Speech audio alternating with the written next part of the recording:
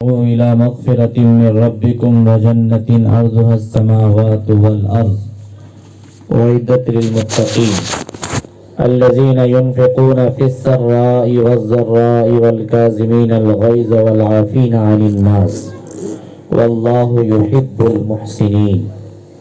صدق الله المولانا العظيم وصدق رسوله النبي الكريم. معزز سامعین کرام، عزیز بچوں اور پردہ میں رہنے والی ماں اور بہنوں، ابھی جو میں نے قرآن شریف کی ایک آیت تلاوت کی ہے، اس آیت میں رب کائنات نے دنیا میں بسنے والے انسانوں سے چند کلام کیا ہے. دنیا میں بسنے والے انسانوں کو چند پیغام دیا ہے، چند سبق دیا ہے اور اس کے مطابق زندگی گزارنے کے لیے کہا گیا ہے. اللہ تعالیٰ فرماتے ہیں وَسَارِعُوا إِلَى مَغْفِرَةٍ مِّن رَبِّكُمْ، اے انسانوں دوڑو اپنے رب کی طرف جو بخشش کرنے والے. وَسَارِعُوا إِلَى مَغْفِرَةٍ مِّن رَبِّكُمْ، اپنے رب کے بخشش کی طرف دوڑو، چلو، آؤ، لبیک کہو. دنیا میں بہت سارے راستے ہیں. ایک راستہ ہے جو اللہ سے ملاتا ہے، وہ راستہ ہے اللہ سے بخشش مانگنے کا، وہ راستہ ہے اللہ سے اپنے گناہوں کا معافی مانگنے کا. اسی کو کہتے ہیں اللہ کی مغفرت. وَسَارِعُوا، دوڑو، إِلَى مَغْفِرَةٍ، رب کی مغفرت کی طرف، وَرَبِّكُمْ وَجَنَّةٍ عَرْضُهَا السَّمَاوَاتُ وَالْأَرْضُ، اور دوڑو اس جنت کی طرف جس کی لمبائی چوڑائی آسمان و زمین کے برابر ہے. اس جنت کی طرف دوڑو جس کی لمبائی چوڑائی آسمان و زمین کے برابر ہے. اعدت للمتقین، جو جنت تیار کی گئی ہے اللہ سے ڈرنے والوں کے لیے. جس کے دل میں اللہ کا ڈر ہے، اللہ کا خوف ہے، اللہ کی رضامندی کے لیے وہ زندگی گزارتا ہے. دنیا میں اللہ کو خوش کرنا چاہتا ہے، اللہ کے احکام کے مطابق زندگی گزارتا ہے، اللہ کے حکم کو توڑتا نہیں ہے، اللہ سے بغاوت نہیں کرتا، رسول اکرم صلی اللہ علیہ وسلم کے طریقے پر زندگی گزارتا ہے، تو ایسا آدمی اعدت للمتقین ہے، یعنی اللہ سے ڈرنے والا ہے. اور جنت اللہ تعالیٰ نے ڈرنے والوں کے لیے بنایا ہے. وَالَّذِينَ يُنْفِقُونَ أَمْوَالَهُمْ فِي السَّرَّاءِ وَالضَّرَّاءِ، آگے اللہ تعالیٰ فرماتے ہیں ڈرنے والا انسان کون ہے. جنت میں کون لوگ جائیں گے؟ وہ لوگ جو خوشحالی میں اور تنگی میں اللہ کے راستے میں مال خرچ کرنے والا ہو. خوشحالی میں بھی مال زیادہ ہو تب بھی، اور تنگی میں بھی مال کم ہو تب بھی، خوشی کا ماحول ہو تب بھی، غم کا ماحول ہو تب بھی، مجمع میں ہو تب بھی اور تنہائی میں ہو تب بھی. والذین ينفقون اموالهم فی السراء والضراء والکاظمین الغیظ. اور ایک بات اور اللہ نے بیان فرمائی. اللہ تعالیٰ نے فرمایا کہ جو لوگ اپنے غصہ کو پی جانے والے ہیں، غصہ پر کنٹرول کرنے والے ہیں، والکاظمین الغیظ والعافین عن الناس، اور لوگوں پر رحم و کرم کرنے والا ہے، لوگوں پر رحم و کرم کرنے والا ہے، لوگوں کی غلطیوں کو معاف کر دینے والا ہے، درگزر کر دینے والا ہے، تو ایسا آدمی اللہ کا محبوب ترین بندہ ہے. واللہ یحب المحسنین، اللہ تعالیٰ ایسے لوگوں کو پسند کرتا ہے اور اللہ کا وہ بندہ محبوب ترین بندہ ہے. اس میں دو چیز کی طرف اللہ نے دوڑنے کا حکم دیا. پہلی چیز اللہ کی مغفرت، دوسری چیز جنت جس کی لمبائی اور چوڑائی آسمان اور زمین کے برابر ہے. آسمان و زمین کا کنارہ ہے، دیکھے ہیں کبھی؟ نہیں دیکھے. یا معشر الجن والانس ان استطعتم ان تنفذوا من اقطار السماوات والارض. یا معشر الشباب، اللہ تعالیٰ نے فرمایا اے انسانوں اور جناتوں، یا معشر الجن والانس، اے انسانوں اور جناتوں، ان استطاعتم ان تنفذوا، اگر تمہارے اندر استطاعت ہے، صلاحیت ہے، طاقت ہے تو بھاگو، دوڑو. کدھر؟ آسمان کے کنارے سے، آسمان کے سائے سے نکل جاؤ اور زمین کے احاطے سے نکل جاؤ. فانفذوا، بار بار کوشش کرو نکلنے کی. لا تنفذون الا بسلطان. اللہ تعالیٰ فرماتے ہیں جب تک اللہ نہیں چاہے گا نہ آسمان کے سائے سے نکل سکتے ہو نہ زمین کے احاطے سے نکل سکتے ہو. کیا مطلب ہوا؟ مطلب یہ ہوا کہ اوپر آسمان اللہ کا بنایا ہوا ہے، نیچے زمین اللہ کی بنائی ہوئی، اور اس زمین پر بسنے والا انسان ہو یا جنات ہو، یہ دونوں چیز، یہ دونوں مخلوق اللہ کی نظر کے سامنے میں ہے. یہ دونوں مخلوق جو کچھ کرتے ہیں اللہ سب کو دیکھتا ہے، اللہ سب کو سنتا ہے. اللہ تعالیٰ سے کوئی چیز چھپی ہوئی نہیں ہے. اللہ تعالیٰ فرماتے ہیں اے انسانوں اور جناتوں، اللہ کے بنائے ہوئے آسمان کے نیچے گناہ نہ کرو. اے انسانوں، اللہ کی بنائی ہوئی زمین پر گناہ نہ کرو، اللہ کے بنائی ہوئے زمین کو ناپاک نہ کرو. آپ کو معلوم ہے قوم لوط جنہوں نے بدفعلی کا معاملہ کیا تھا، اللہ تعالیٰ لوط علیہ السلام کو حکم دیا کہ جاؤ اپنے قوم کو سمجھاؤ، ان کو بتاؤ کہ وہ اس بری عادت سے باز آ جائے. لیکن ان کی قوم نے ہر دھرمی چھوڑی نہیں، بدفعلی چھوڑی نہیں.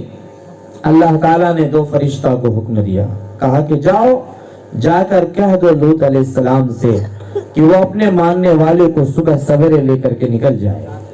صبح سویرے فجر کے ٹائم میں، سحری کے ٹائم میں نکل گئے، اور سارے لوگ ہنس رہے تھے کہ صبح میں لوط اپنے گھر اپنے ماننے والے کو لے کر کے چلے جائیں گے، اور اللہ تعالیٰ سارا تماشا ان کی دیکھ رہے تھے.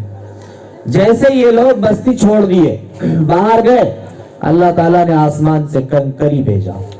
چھوٹی چھوٹی کنکری تھی، اور اس کنکری کے اوپر جس آدمی کے اوپر وہ کنکری گرتی اس کا اس کنکری پر نام لکھا ہوا تھا. دیکھنے میں معمولی چھوٹی سی کنکری تھی، لیکن وہ بارود سے بھی زیادہ خطرناک تھی. وہ کنکری بارود سے بھی زیادہ خطرناک تھی. جس میں کے اوپر وہ کنکری گرتی تھی اس کو جلا کر راکھ کر دیتی تھی. تو اس طرح سے اللہ نے آسمان سے کنکری بھیجا، نام لکھا ہوا، جس کے اوپر کنکری بھیجنا تھا اس کنکری پر اس کا نام لکھا ہوا تھا، اور وہ کنکری اسی کے اوپر جا کر گرتی تھی. کنکری گرنے میں خطا نہیں کرتی تھی چونکہ اللہ کا بھیجا ہوا تھا.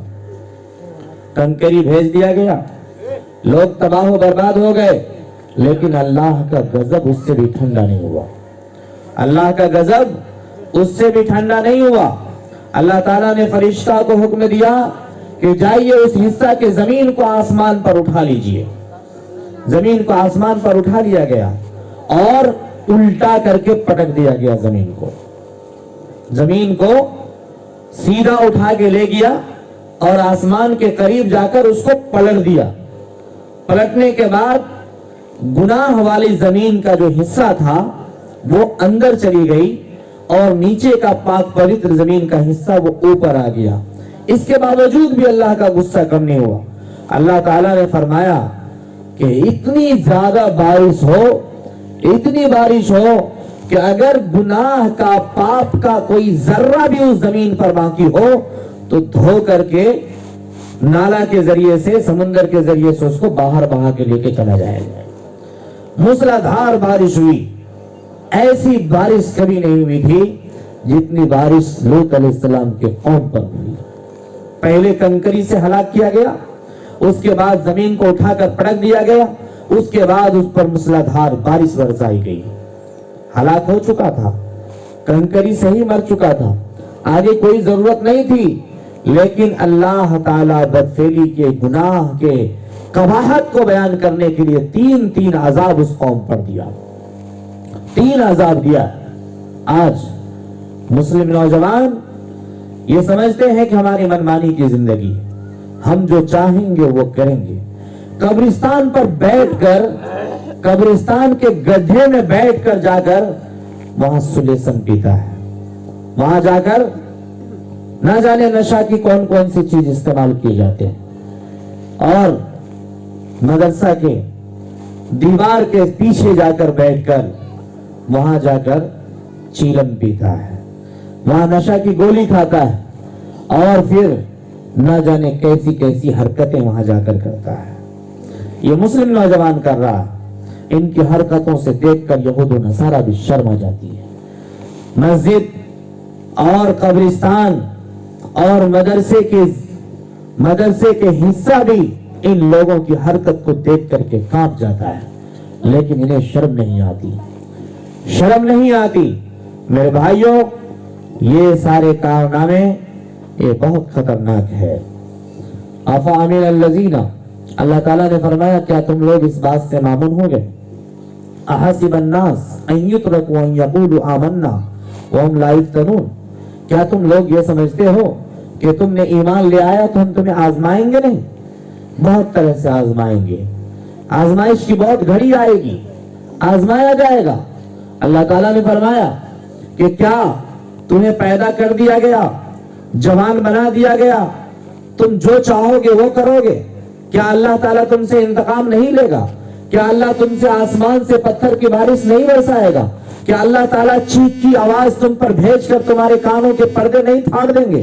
کیا اللہ تعالیٰ باد نسیم کی ہوا چلنے والی اس ہوا کے ذریعے سے تم کو اڑا نہیں دیا جائے گا؟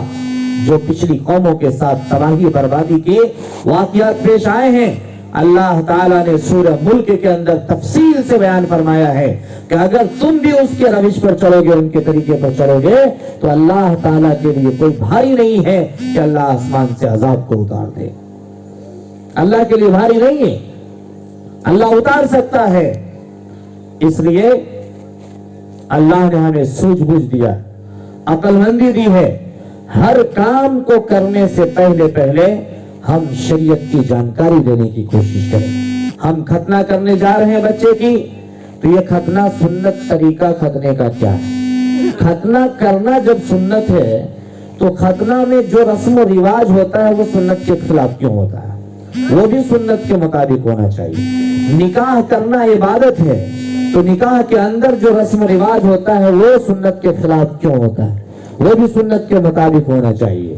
اسی طرح سے ہر وہ کام جس کا شریعت میں کسی نہ کسی طرح سے درجہ ہے, جس کام کو شریعت نے کرنے کا حکم دیا ہے, وہ کام مسلمانوں کو چاہیے کہ شریعت کے مطابق کرے, شریعت کے خلاف نہ چلے. اسلام یہ سب سے سچا مذہب ہے, سب سے آسان مذہب ہے.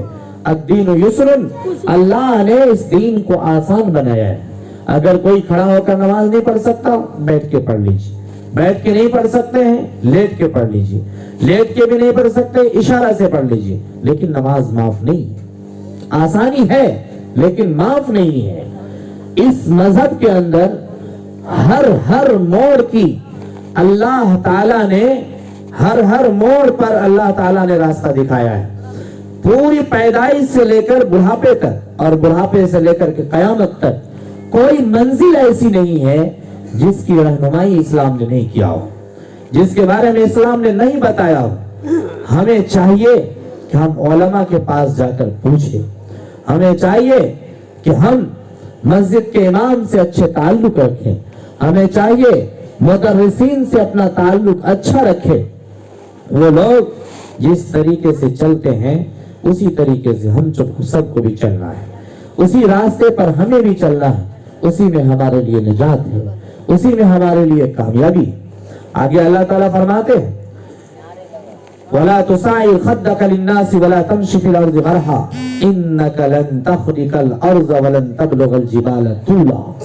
اللہ تعالیٰ فرماتے ہیں کہ تم اللہ کی بنائی ہوئی زمین پر اکڑ کر کے نہ چلو، اللہ کی بنائی ہوئی زمین پر اکڑ کر کے نہ چلو بلکہ میانہ روی سے چلو.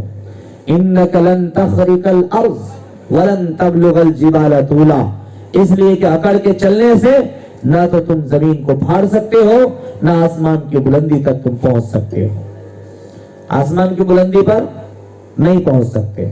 انک لن تخرق الارض ولن تبلغ الجبال طولا. کوئی انسان چاہے گا کہ ہم پہاڑ کے برابر ہو جائے، کیا ہو جائے گا؟ نہیں ہوگا.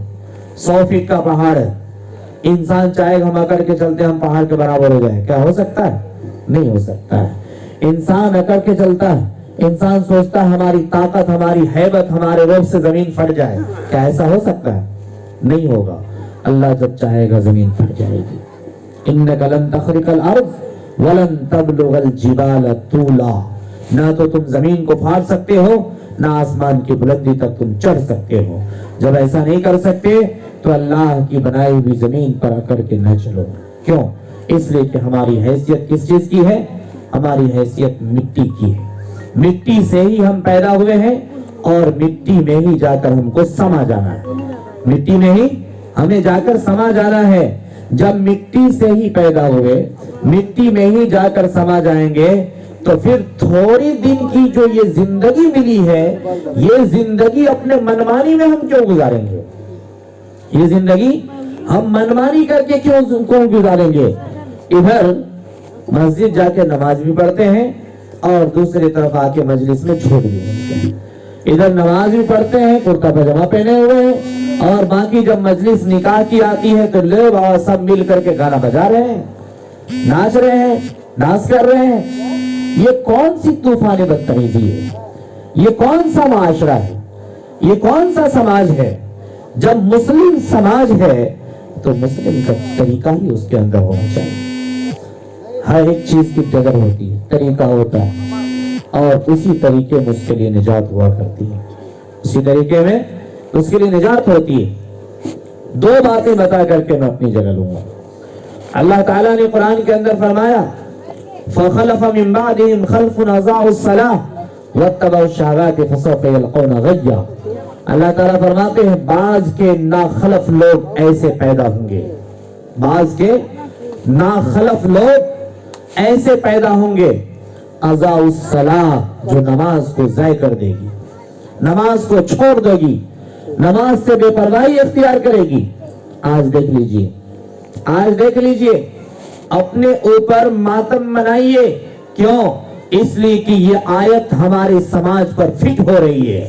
جس آیت میں اللہ تعالیٰ نے فرمایا فَخَلَفَ مِن بَعْدِهِمْ خَلْفٌ أَضَاعُوا الصَّلَاةَ، بعض کے ناخلف لوگ ایسے پیدا ہوں گے جو نماز کو چھوڑ دے گی.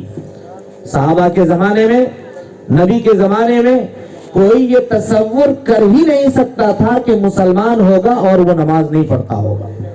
یہ تصور کر ہی نہیں سکتا تھا. یہاں تک کہ صحابہ انبیاء کو چھوڑ کر جو لوگ منافق ہوتے تھے، خالص منافق، وہ منافق بھی نماز نہیں چھوڑتے تھے. منافق کی بھی ہمت نہیں ہوتی تھی کہ وہ نماز کو چھوڑ دے. یہ تصور بہت دور دور تک نہیں دیکھنے کو ملتی تھی کہ مسلمان ہوگا اور وہ نماز نہیں پڑھتا ہوگا. اللہ تعالیٰ نے اس زمانے سے ہٹ کر اس طرح کے زمانے کو دیکھ کر یہ آیت نازل فرمائی تھی آج سے 1500 سال پہلے. کیا فرمایا؟ فَخَلَفَ مِن بَعْدِهِمْ خَلْفٌ أَضَاعُوا الصَّلَاةَ، بعض کے ناخلف لوگ ایسے پیدا ہوں گے جو نماز کو اضاعوا الصلاۃ، نماز کو ضائع کر دے گی، نماز کو چھوڑ دے گی. آج دیکھیے تعداد ڈھونڈیے نمازیوں کی، بستی میں نمازیوں کی تعداد ڈھونڈیے، گھر میں نمازیوں کی تعداد ڈھونڈیے، معاشرے میں نمازیوں کی تعداد ڈھونڈیے، خاندانوں میں نمازوں کی تعداد ڈھونڈیے.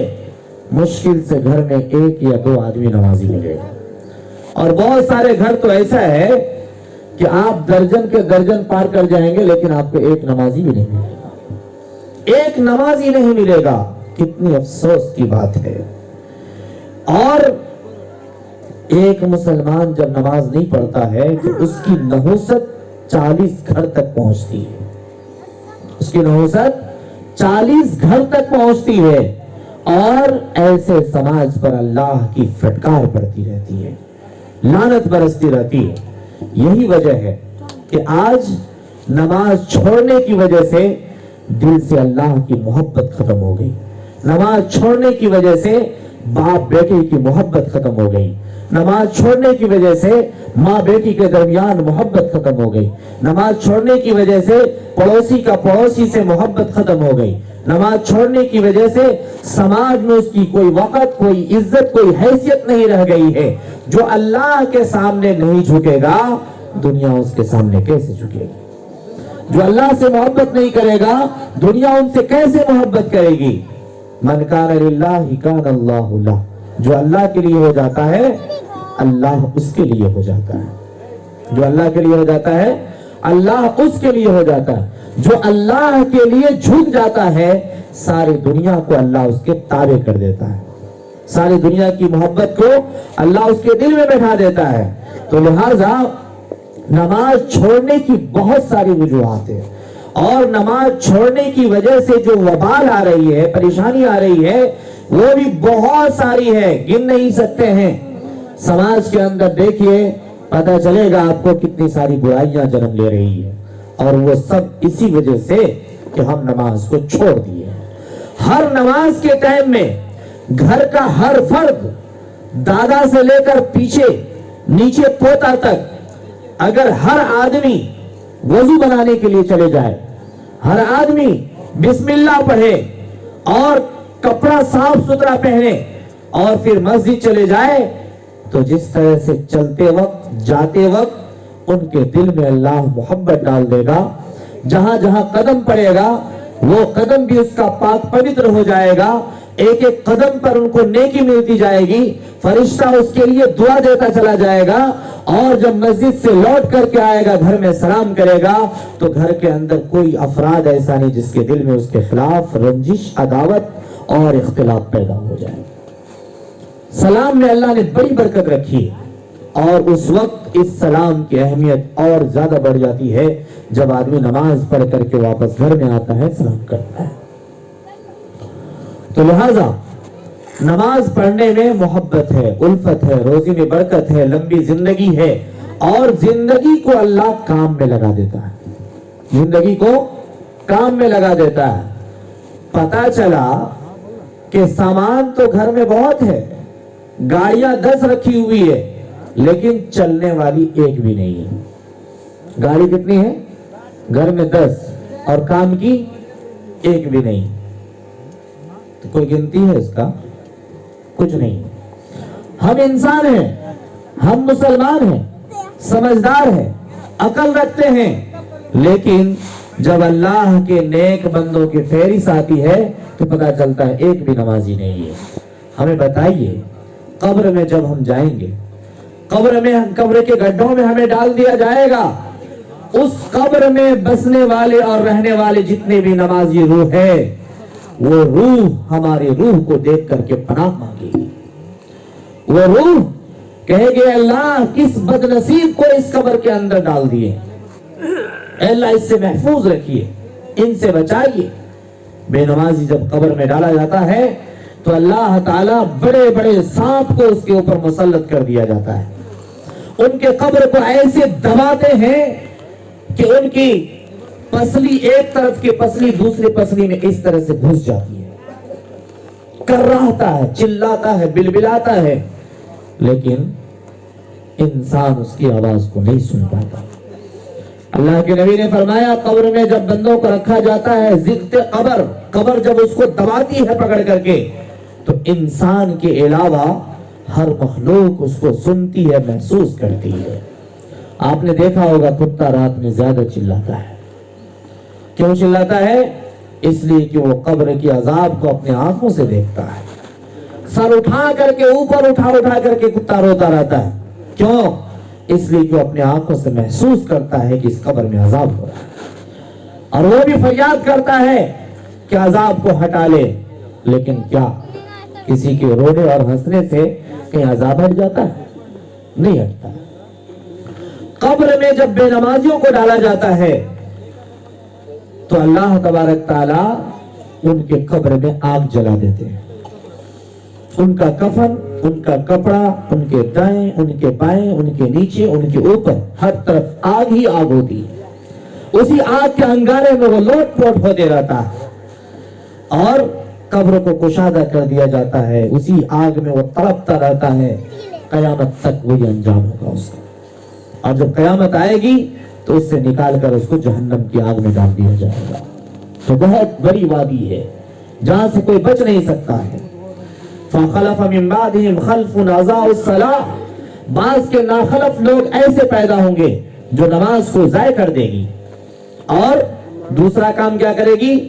وَاتَّبَعُوا الشَّهْوَاتِ، خواہش نفس کی اتباع کرے گی، جو من میں آئے گا وہی کام کرے گی۔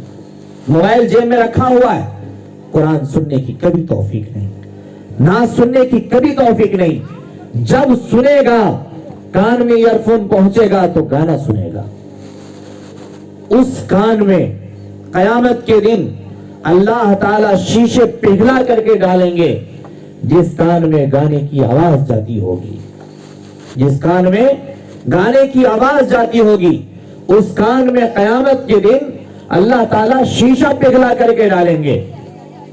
اور جو لوگ گانا بجانا کرتا ہے، گانا سنتا ہے یا سناتا ہے، ایسے آدمی پر اللہ کی، فرشتوں کی، نیک مومنین کی لعنت برستی رہتی ہے۔ جو گانا سنتا ہے اور دوسروں کو سناتا ہے، اس پر اللہ کی، فرشتوں کی اور تمام نیک مومنین کی لعنت برستی رہتی ہے، فٹکار ہوتی رہتی ہے۔ اور جو گانا سنتا ہے وہ جنت کے اندر اللہ کے کلام سننے سے محروم رہ جائے گا، وہ اللہ کے کلام نہیں سن سکے گا۔ جنت کے اندر سب سے سریلی آواز، سب سے میٹھی آواز، سب سے خوشگوار آواز جو کانوں میں آئے گی وہ اللہ تعالیٰ کی آواز ہوگی، اور اللہ تعالیٰ اپنے کلام قرآن شریف کی تلاوت کر کے بندوں کو سنائیں گے۔ وہ ایسی آواز ہوگی کہ جس کو دنیا میں کسی نے کبھی سنا ہی نہیں ہوگا، کوئی اس کا تصور نہیں کیا ہوگا، اتنی میٹھی آواز اور سریلی آواز ہوگی۔ اور اللہ تعالیٰ اپنی آواز سے قرآن کی تلاوت کریں گے، پورا جنت جھوم رہا ہوگا اور پوری جنت کی وادیاں جھوم رہی ہوگی، لیکن گانا سننے والے کے کان میں وہ آواز نہیں جا سکے، گانا سننے والے کے کان میں وہ آواز نہیں جا پائے گی۔ اس لیے اللہ تعالیٰ نے فرمایا فَخَلَفَ مِن بَعْدِهِمْ خَلْفٌ أَضَاعُوا الصَّلَاةَ، بعض کے ناخلف لوگ ایسے پیدا ہوں گے جو نماز کو ضائع کرے گی، چھوڑ دے گی، وَاتَّبَعُوا الشَّهْوَاتِ، خواہش نفس کی پیروی کرے گی، اتباع کرے گی۔ جو من میں آیا 8 بجے سو کر اٹھنے کا تو 8 بجے اٹھیں گے، من میں آیا 12 بجے رات میں سونے کا تو 12 بجے سوئیں گے۔ نہ تو باپ کا خیال، نہ ماں کا احترام، نہ سماج کا کوئی ڈر، نہ کسی بڑے کی عزت، نہ چھوٹوں پر شفقت، نہ گھر والوں کی عزت کی پرواہ، کسی کی پرواہ نہیں۔ ایسا ناخلف انسان جو نماز کو ترک کر دے، جو خواہش نفس کی اتباع کرے، وہ ایسا لاپرواہ انسان ہے کہ جس کا ذمہ دار کوئی بھی نہیں، بس وہ عذاب کا ہی حقدار ہے، وہ صرف عذاب کا ہی حقدار ہے۔ حقیقت میں جو صحیح انسان ہے، حقیقت میں جو سوجھ بوجھ رکھنے والا انسان ہے، وہ باپ کے سامنے زور سے بولتا نہیں ہے، وہ باپ کے سامنے پاؤں پسار کر بیٹھتا نہیں ہے، وہ اپنے والد کا احترام کرتا ہے، اپنے والد کے سامنے زور سے نہیں بولتا، وہ گاؤں کے ہر بڑے کی عزت کرتا ہے، وہ ہر نیک لوگوں سے محبت کرتا ہے، وہ زمین پر عاجزی سے چلتا ہے۔ بعض لوگوں کو دیکھیے گاؤں میں بھی گاڑی چلائیں گے تو اس کی رفتار 80 سے نیچے نہیں ہوتی، چاہے کسی کا سر پھٹ جائے، کسی کا پاؤں ٹوٹ جائے، بچہ آ جائے، اس کے زخم ایکسیڈنٹ ہو جائے، کوئی پرواہ نہیں۔ ان سے کہیے تھوڑا آہستہ چلائیے، تو ہم اپنا گاڑی چلا رہے ہیں، آپ کا چلا رہے ہیں، کیا بولتا ہے؟ ہم اپنی گاڑی چلا رہے ہیں کہ آپ کا چلا رہے ہیں؟ تیل میرا خرچہ ہو رہا ہے کہ آپ کا خرچہ ہو رہا ہے؟ یہ سب زبان جو ہے، یہ لینگویج جو ہے، یہ لا وراثیت، لا والی پن کی زبان ہے، جس کو کوئی تربیت نہیں دیا گیا ہو، جس کو کوئی سمجھانے والا نہ ہو، جس کا نہ اوپر نہ نیچے کسی کا احترام نہ خیال ہو، ایسے لوگوں کی یہ آواز آتی ہے۔ گانا بجا رہا ہے، آیا دو آدمی منع کرنے کے لیے، بھائی گانا مت بجاؤ، تم مسلمان ہو، شادی میں برکت نہیں ہوگی، نفرت پیدا ہوگی، دشمنی پیدا ہوگی، یہ زمین تمہارے لیے بد دعا کرے گی، آواز قبرستان تک پہنچ رہی ہے، روح کو تکلیف پہنچے گی، تو ہم اپنے شادی میں بجا رہے کہ تمہارے شادی میں بجا رہے؟ پیسہ ہم دیں گے کہ تم دو گے پیسہ؟ اس طرح کے الفاظ سننے کو ملتا ہے۔ میرے بھائیوں، یہ ہنسنے کا مقام نہیں، یہ شرم سے ڈوب جانے کا مقام ہے، یہ توبہ کرنے کا مقام ہے۔ اللہ تعالیٰ جب کان میں قرآن حدیث کی بات پہنچواتے ہیں تو اس کو غنیمت سمجھنا چاہیے۔ پتہ نہیں کل یہ آواز پہنچ پائے گی کہ نہیں پہنچ پائے گی، کل کوئی سمجھانے والا آئے گا کہ نہیں آئے گا، کل کوئی نصیحت کرے گا کہ نہیں کرے گا۔ لہذا یہ سنورنے کا موقع ہوتا ہے، یہ اپنی اصلاح کرنے کا موقع ہوتا ہے، یہ اپنے اندر تغیرات اور تبدیلی پیدا کرنے کا موقع ہوتا ہے۔ جو قرآن و حدیث کی بات سن کر بھی تبدیلی پیدا نہ کرے اور اپنے آپ میں تبدیلی پیدا نہ کرے، سنورنے کی کوشش نہ کرے، سدھرنے کی کوشش نہ کرے، تو وہ لاابالی پن میں زندگی گزار رہا ہے، اور ایسے آدمی کی زمین پر کوئی حیثیت نہیں ہے، کوئی حیثیت نہیں ہے۔ اس لیے میرے بھائیوں، خواہش نفس کی پجاری نہ بنیے، اپنے دل کے اندر ایسے خواہشات کو پیدا کیجئے جو اللہ کا منشا ہے، جو رسول اللہ صلی اللہ علیہ وسلم کا طریقہ ہے۔ اگر ہمارے ہاتھ سے کوئی عمل ہو رہا ہے تو نبی والا عمل ہو رہا ہے، ہماری زبان سے کوئی بات نکل رہی ہے تو نبی والی بات نکل رہی ہے، ہم قدم سے کہیں چل کے جا رہے ہیں تو نبی کے طریقے سے چل کے جا رہے ہیں، ہم سونے کے لیے جا رہے ہیں تو نبی کے طریقے کے مطابق سو رہے ہیں، ہم کھانے کے لیے بیٹھے ہیں تو دسترخوان بچھا کر بسم اللہ پڑھ کر اللہ کو حاضر و نازل جان کر اللہ کی عبادت کرنے کے لیے کھا رہے ہیں۔ اس طرح کی زندگی جیے جس سے ہمارا فرشتہ بھی ہمارے لیے فخر کرے اور اللہ تعالیٰ بھی کہے کہ اے ابلیس، تم نے کہا تھا کہ انسانوں کو پیدا نہ کیجئے، وہ خون ریزی کرے گا، وہ خون کی دریا بہائے گا اور زمین کو ناپاک کرے گا، دیکھو میرا بندہ ہے جو نیکی کرتا ہے، نماز پڑھتا ہے، مجھ سے ڈرتا ہے اور میرے خوف میرے ڈر اور میرے خوف کی وجہ سے گناہ سے یہ باز آتا ہے۔ ایسا عمل کرے۔ یہ دنیا اور یہ دنیا کا یہ سامیانہ، یہ جو سامیانہ لگا ہوا اوپر، یہ ختم ہو جانے والی ہے۔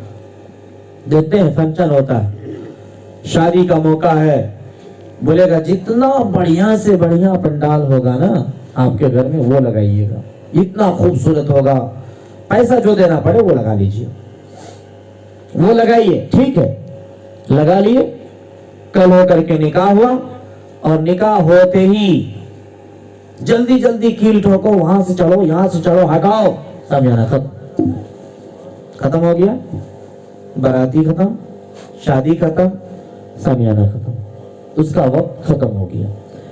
بس چند گھنٹے کے لیے، چند دن کے لیے جو یہ لگائے جاتے ہیں، تصور کیجئے کہ ہماری زندگی بھی ایسی ہی ہے۔ ہم دنیا میں ہیں، ہماری عمر 40 سال 30 سال 20 سال 40، جو بھی ہو اور جتنا دن باقی ہے، یہ محدود زندگی اسی سامیانہ کی طرح ہے۔ جس طرح سے یہ خوبصورت لگ رہے ہیں، بچے باپ کہہ کے پکار رہے ہیں، بیوی شوہر کہہ کے پکار رہی ہے، رشتہ دار بول کے پکار رہے ہیں، چائے کے لیے پوچھ رہے ہیں، کھانا کے لیے پوچھ رہے ہیں، جیسے ہی آنکھ بند ہوئی سب کا پوچھنا بند ہو جائے، ساری کہانی ختم۔ چاہے آپ کا روب و دبدبا کتنا ہی کیوں نہ ہو، چاہے آپ کی پراپرٹی یہاں سے لے کے گوا تک کیوں نہ ہو، کچھ کام آنے والا نہیں ہے، سب دھرا کا دھرا رہ جائے گا۔ اس لیے میرے بھائیوں، اپنی زندگی میں تبدیلی پیدا کیجیے۔ اگر اللہ نے جوانی دیا ہے تو اس جوانی کو اللہ کے لیے استعمال کیجیے۔ اگر اللہ نے ہنر دیا ہے تو اس ہنر سے یتیم بیواؤں کی کفالت کیجیے۔ اگر اللہ نے آپ کو انسان بنایا ہے تو اپنے اندر انسانیت پیدا کیجئے. سب سے بہترین انسان وہ ہے جس کے اندر انسانیت ہو. اب تو انسان جانور سے بدتر ہو رہا ہے. انسان جانور سے بدتر ہو رہا ہے اور اپنی حرکت، اپنی نقل، اپنے حرکات سے ایسا ایسا ثبوت دے رہا ہے کہ جانور بھی ان کے سامنے میں شرم محسوس کرتا ہے. جانور بھی شرم محسوس کرتا ہے. پہلے تو سنتے تھے کہ وہ مسلمان شراب نہیں پیتا ہے. شراب کی قباحت کو ہم لوگ قرآن میں، حدیث میں پڑھ پڑھ کر کے تھک گئے، سن سن کر کے تھک گئے.